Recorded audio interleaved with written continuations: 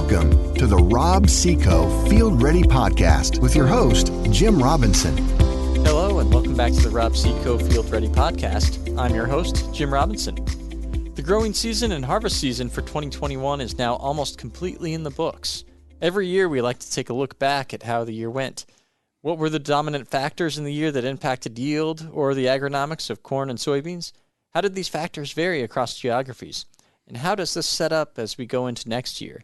To talk about that with us today, we have Rob Seco product evaluation leads, Nate Meyer and Jacob Foley with us. Welcome, Nate. How are we doing today, Jim? Doing well. Welcome, Jacob. Good to hear from you guys. Yeah, so Jacob, to best understand the year, we have to look back at how fall of 2020 ended up. Could you tell us a little bit about the fall of 2020 and how that really set us up for this spring in 2021? Yeah, so different geographies had a little different looks to their falls, right? We had some counties in Iowa, Nebraska, Southwest Minnesota that had some record droughts for August. I mean, they're the driest ever. And then that did play out in a little bit into later into the summer too. We had, the South Dakota had a really dry fall. Parts of Iowa were dry, and then we had other places too that had adequate or more normal moisture for the most part. Minnesota and East had pretty good moisture. Parts of Iowa, Nebraska had okay moisture from some nice rains. We had some snowfall. I remember we had our first snowfall last fall, somewhere in the middle of October, and that snowfall came, melted, and we were able to capture that into the subsoil, which is great.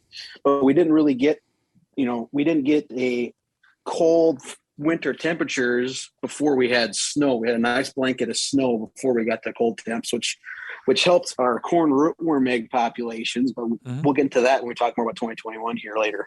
Yeah, absolutely. So, overall things were a little bit dry coming into that fall. Most of the field work got finished up, but then we got that blanket of snow, like you said, that really helped survival of corn rootworm. But Nate, these dry conditions coming into the spring, how did that impact the planting conditions? Then how did planting go overall?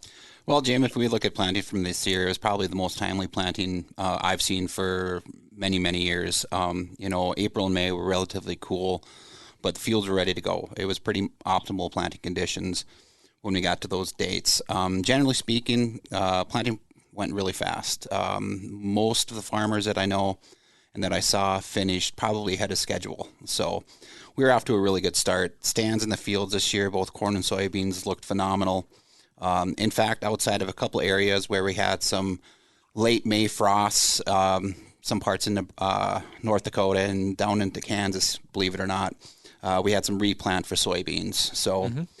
And then the cooler temperatures in April and May didn't really allow us to get a lot of heat units, but having the optimal planted dates, we still had a lot of corn that was V6 by the time it got to June 1st. Exactly. And, as you said, there's so little replant this year that this was the lowest replant year that most of the seedsmen I've talked to have ever seen in their careers, other than those areas where that frost did get the beans up in North Dakota, parts of Kansas, etc. So, Jacob, we had really nice planting conditions, early planting through April and May, albeit a little bit cool. How did that translate into June and parts of July? Yeah, so June we got hot and quickly. Nate mentioned we had a late May frost that hurt some beans. I remember looking at frosted beans in North Dakota in 100-degree temperatures. We went from a cold May snap to 100 degrees quickly. Yes. And that kept going for most of June and into July. We were hot. The crop responded very nicely and really took off and grew quickly. We had a lot of cornfields that were, chest high to tassel by the 4th of July. We really blew right past that knee high by the 4th of July corn is in the you talked about, right? Yeah. So that's corn. But when we talk about soybeans, we heard a lot about it in June and into July. Hey, we're seeing cup soybeans. What's going on? Well, we saw a lot of widespread dicamba injury this year in June and July, right? Yes. A lot of that crop recovered really, really well. We had really good yields this fall off of Enlist. even though we had a lot of fields that really sat there with that dicamba injury for a number of weeks, being so dry and hot that the beans just couldn't grow out of that injured look that they had. Right. So we mentioned corn rootworm earlier. We saw a lot. This was a heavy corn rootworm year, north, south, east, west. That snow cover we mentioned, we had favorable conditions in the winter for rootworm. We had good snow cover, and we never got cold enough down in that soil to kill off those eggs. We also never had a heavy saturating May rain to basically drown those eggs out either. So, and the challenges continued into July. We said we were hot in June. We had a kind of a phenomena in most of the Corn Belt. We had a stretch in July where we had really cool temperatures, nights down in the 50s, high 40s, and we saw some sensitive hybrid silk ball from Texas all the way up into Minnesota and South Dakota. Yep. Something we've not really seen before, Jim, I don't think. Yeah, it's been quite a while since last major silk balling event for sure. Right. And then, and in July too, we had, a little different than last year. We had the derecho in Iowa last year. We had other wind events this year, Nebraska in July, northern Iowa, southwest South Dakota, all the way up, up into the Morris, Wapton area. We had some pretty severe windstorms in late July and into August that really caused some stalk lodging, a little bit of green snap too. It was a tough summer for a lot of guys. Absolutely.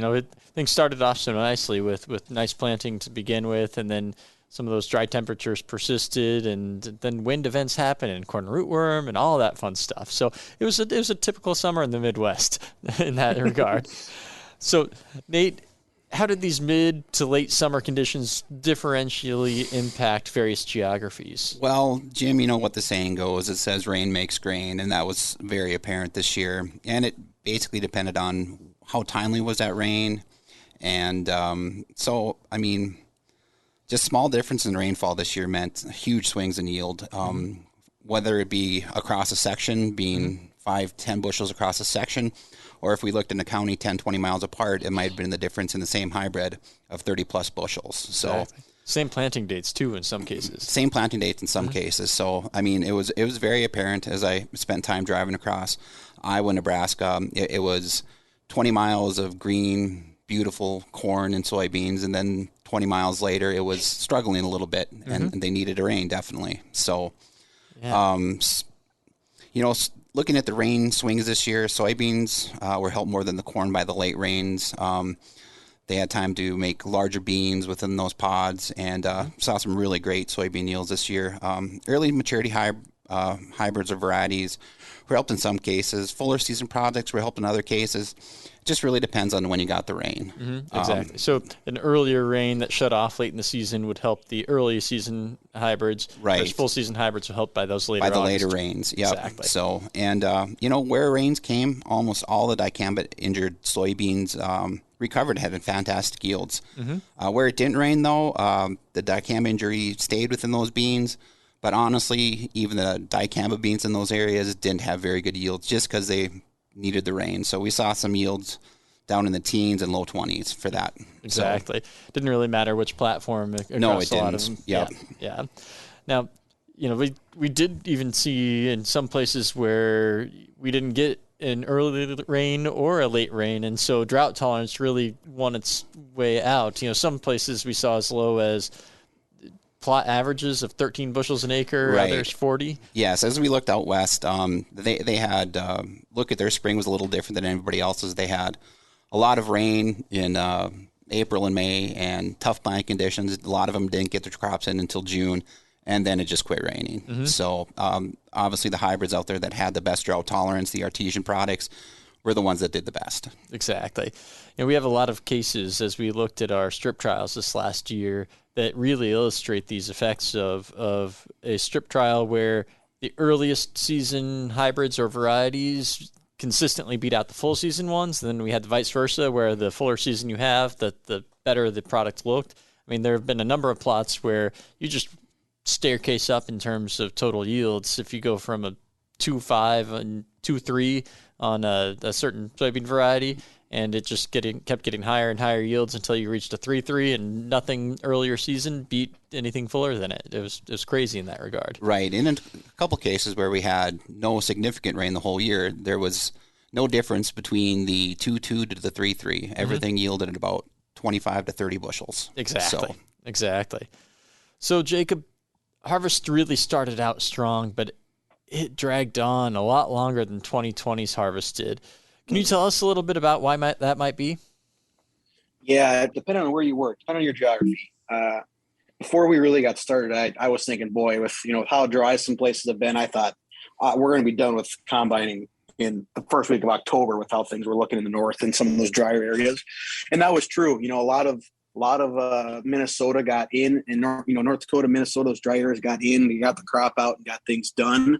Places like Nebraska and Iowa, where they had more water and had a lot better year, they just had so much grain that they didn't have places they could store it all. I mean, they had to slow down and wait for room to show up. They could store their grain. So it really depended on where you were. I mean, if you had the areas, like I said, where you had drought, things were fast. If you were areas where you were lodged corn from whipworm or those winds, things are slow having to get things done. But like you said, overall, it just felt like harvest dragged on and on. I mean, we judge a lot of how the corn crop's going by as plots come in, right? I know, I know in Wisconsin, our DSR, John Reamer, he was taking a plot off today. Wisconsin had a beautiful year. They had a more Minnesota year than Minnesota did for sure. They had nice amounts of water, and the crop just hung on, and he's taking plots off this week yet. So it really depended on where you were. Yeah, exactly. I mean, we had record speed in some places, and then almost record slowness in others. It's when it typically takes you about a day to harvest an 80, and instead it takes 3 days. Things go slow if you have to slow down that much in order to pick the corn that may be down from rootworm damage or wind damage. So in general, if you look across much of the Rob Seco footprint, the overall yields from what we saw were either record yields. I mean, the state of Nebraska reportedly set a new yield record as a state, or as it was projected to as of the time of this recording. And you get into other areas like North Dakota, western Minnesota, and a lot of the yields were significantly off. But overall, across much of the Corn Belt and nationally, we're probably not going to be too far off from some pretty high yields, just because in the areas where we had drought and reduced yields, that wasn't a large enough area to impact the record crops in other geographies. And so as we look into what 2022 might bring, it's really hard to say as we see trends that don't necessarily continue. We may not be dry next year. We may be dry next year. But what's really ultimately the one truth that we probably have, it's that corn rootworm are here, and they're going to be here next year as well. I mean, Nate, can you comment at all on what we expect pressure to be just based on what we saw this year? So, Jim, we've been tracking corn root now for 3+ years, and it's been building up slowly over the years. Looking under traps, we're getting more pressure than we have in the past. And with that being said, looking at the environment right now, it's stacking up that we're going to have even heavier pressure next year. So even some areas are having extended diapause where they hadn't necessarily sawed as much in the past. So people need to be very aware that a rootworm product and also possibly an insecticide is going to be needed for next year. Absolutely. I mean, the only thing that could really reduce pressure next year is if we have a really open winter, so no snow cover, and then get down into those ultra cold temperatures. Or if we get a late May gusher that just absolutely saturates the soil right at hatch, so those larvae die. But we can't guarantee that's going to happen. By the time we know it's going to happen or not, we'll already have the crop planted. It's already planted. Yep.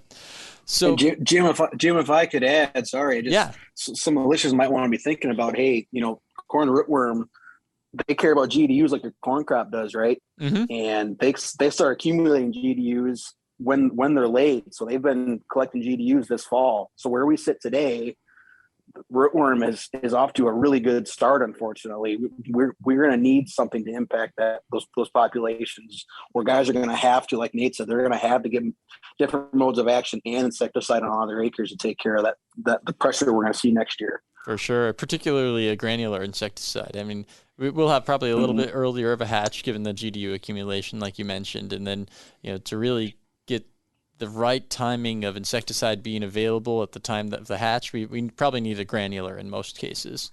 Right, Jim. We need something that has a half-life at least 30 days. Exactly. So to kind of summarize what we went over today, I mean, basically, we started out the year really nicely with almost perfect planting conditions in April and May, where things were a little bit cooler than usual, but not enough so to cause any issues. And so the crop went in at a really timely time. And by the time we got into June, we had corn kind of right where we wanted and needed it to be, and that's when the heat really kicked in. And crop started growing quickly. We got up to our typical tassel down to about chest high by the 4th of July. And after that, we got our normal, stuff starts to happen this time of year where the corn rootworm pressure that had been hatching and feeding all throughout June, we really started to see some of those fields start to go down as winds came through Nebraska, parts of Minnesota, Dakotas.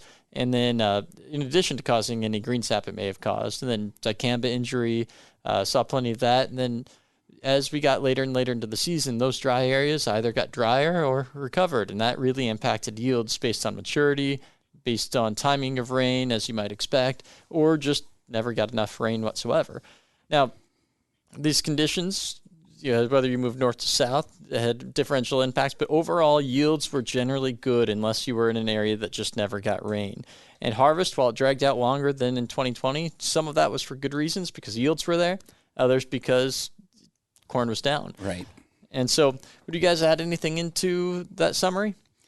No, Jim, I mean, it's a good way to sum up the year so people can look at hybrids and varieties and understand how they performed and why they performed, which is important. But also when you're doing that, you need to take multi-year data into this because no year's ever going to be the same, and we know this. So, exactly. How about you, Jacob? Anything you'd like to add? No, I think we got her covered. We'll have this talk again next year. We're going to talk about how the fall of 21 impacted 22 crop. And so I'm excited to see what comes up next. Absolutely. Yeah, we'll be talking about that before we know it. So, as always, be sure to tune in on the 1st and 15th for new episodes. And until then, stay field ready. Thanks for tuning in to this episode of the Rob Seco Field Ready Podcast. Join us next time to be Field Ready. A Hurrdat Media Production.